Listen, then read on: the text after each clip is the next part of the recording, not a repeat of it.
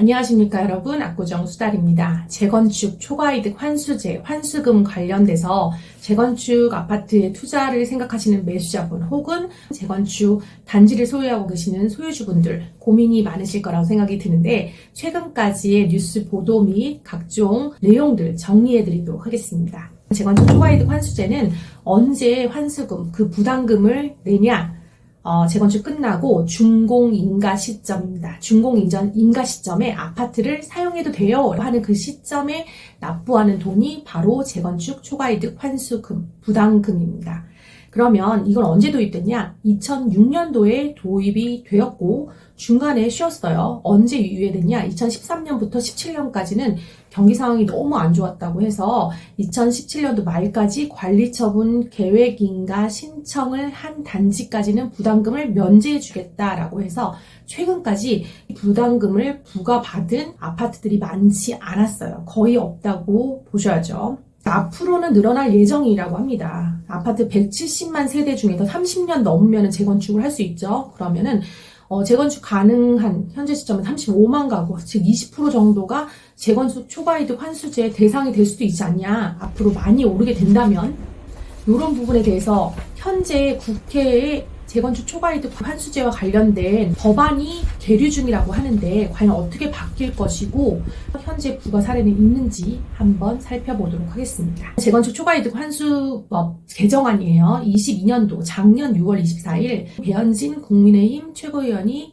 법안을 발의했습니다. 현재 있는 법안으로는 부담금을 줄여주는 부분이 없어요. 근데 현재 국회에 있는 상태에서 새로 개정될 법안에는 1가구 1주택자가 10년 보유 했다라고 하면 50%를 경감해주겠다, 줄여주겠다 하는 부분을 넣었습니다. 두 번째, 부과 개시 시점을 예전으로 잡았으면은 그만큼 이익이 난 금액이 올라갈 수밖에 없어요. 그래서 그 시점이 지금 최근과 가까우면 가까울수록 유리하겠죠. 기존에는 재건축 초과이득 환수제의 부과 개시 시점이 추진위원회 승인일부터였어요. 근데 현재는 조합설립 인가일로 개정을 할 예정이라고 합니다. 조합설립 인가일을 부과 개시 시점으로 잡는다라고 하고요. 세 번째, 하한과 누진율.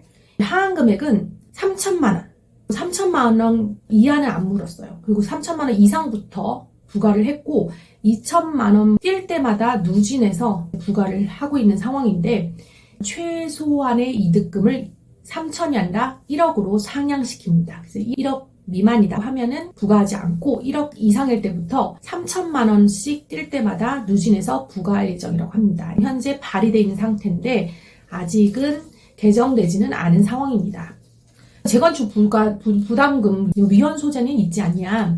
2014년도 한남동 한남연립 재건축 조합이 헌법 소원 넣었는데 합헌으로 판단됐다고 합니다. 앞으로의 상황은 어떨 것인가? 이 법안이 이중과세나 또는 조세의 형평성 문제도 있고, 지금 판 것도 아닌데 그냥 내 아파트 새 집으로 지어서 들어간다는 그 이유 하나만으로 이 실현되지도 않는 부분에 대한 이익을 먼저 세금으로 내라? 그러면은 내 집값이 떨어지는 건 나라에서 그 돈을 보상해 줄 것도 아니면서 이게 맞는 말인가 해서 세금에 대한 논란이 있어요.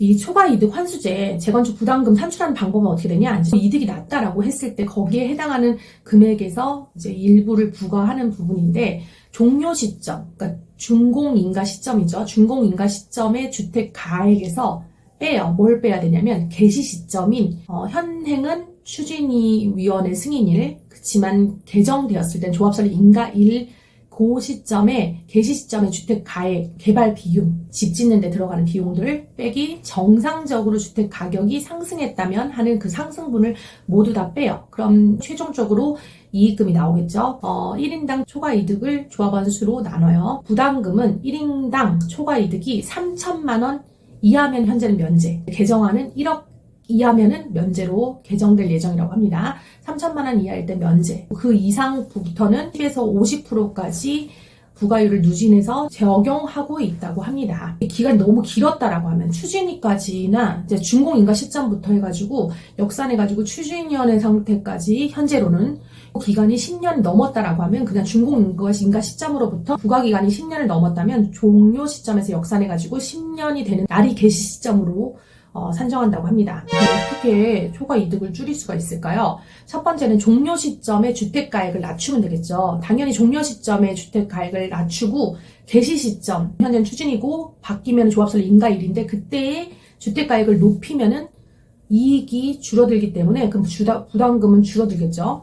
근데 시세는 우리가 어떻게 조정할 수 있는 부분이 아니니까 이 종료 시점의 주택가액 빼기 개시 시점의 주택가액 빼기 개발비용 빼기 정상주택 가격 상승분인데 여기서 주택수 자체를 조정하는 것은 가능하겠죠. 주택수를 줄이게 되면 종료 시점의 주택 가격이 줄어들게 돼요. 일반 분양을 줄이거나 아니면 아예 안 하고 1:1 재건축 형식으로 하면 종료 시점의 주택가액이 줄어들겠죠. 일반 분양 안 해버리고 1:1 재건축하면 서울의 주택 공급 활성화를 위해서 재건축에 인허가를 내주고 있는 서울시의 정책과 반하는 상황이 되기 때문에 이런 부분은 정책상으로도 좀 잘못된 모순된 법안이 아닐까라는 생각이 듭니다. 그럼 최근의 분위기는 어떠냐? 지자체가 요즘 이 부과를 유예하고 있다고 합니다. 대구의 남구, 대명동 일대의 대명역 센트럴 엘리프를 지난해 8월에 준공하고 이제 남구청에서 세대별로 발생한 이익에 비례해 부담금을 산정을 했대요. 재건축 초과이득 환수제 이 완화는 윤석열 대통령의 후보 당시에 내건 공약이었어요. 그래서 윤석열 정부에서는 이 규제를 완화하려는 움직임이 따랐고 국회에서 제초안법 개정안이 발의되어 있는 상황이기 때문에 조합은 제초안이 개정될 여지가 있으니까 남구청에 부과를 미뤄달라라고 민원을 넣었어요. 남구청에서는 부담금 부과를 연기했습니다. 요거는 남구청만의 사례가 아니라 또 다른 곳도 있습니다. 서울의 서초구청이죠. 바로 옆입니다. 서초구청에서 제초안 1호 대상으로 꼽힌 반포, 센트레빌, 아스테리움 세대의 부담금 부과를 연기한 바 있습니다. 지자체가 이런 부담금 부과를 안 하고 소극적으로 좀 이렇게 하고 있는 이유는 뭘까? 형평성을 고려하기 때문이라고 풀이됩니다. 이제 법률이 개정되면 종전보다 부과되는 부담금은 낮을 것으로 예상되고 재건축 부담금을 면제하는 이익을 기존 3천 지금 1억까지 상향을 한다고 그러고 1세대 1주택자 부담금을 최대 50%까지 감면해주고 60세 이상의 소유주분들은 주택 처분 시 납부를 유예하는 등의 내용을 골자로 한다고 하는데 법률 개정 이전에 부담금을 부과받은 사람들은 상대적으로 부담을 지게 되겠죠.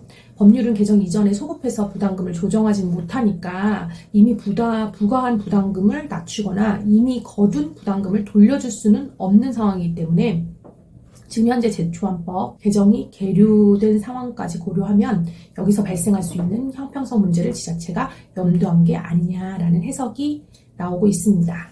어쨌든 지자체의 이런 모습까지 미뤄봤을 때 이제 개정 가능성을 밝게 점치는 분위기예요. 일단 이 제초안이란 법안 자체가 아예 폐지되면 좋겠지만 현재는 일단 개정 쪽으로 가닥을 잡고 있고 그 가능성이 높을 수 있다라는 현재 분위기까지는 전달드릴 수 있을 것 같아요. 추후에 제초안과 관련돼서 새로운 정보가 나오게 되면은 업로드 드리도록 하겠습니다.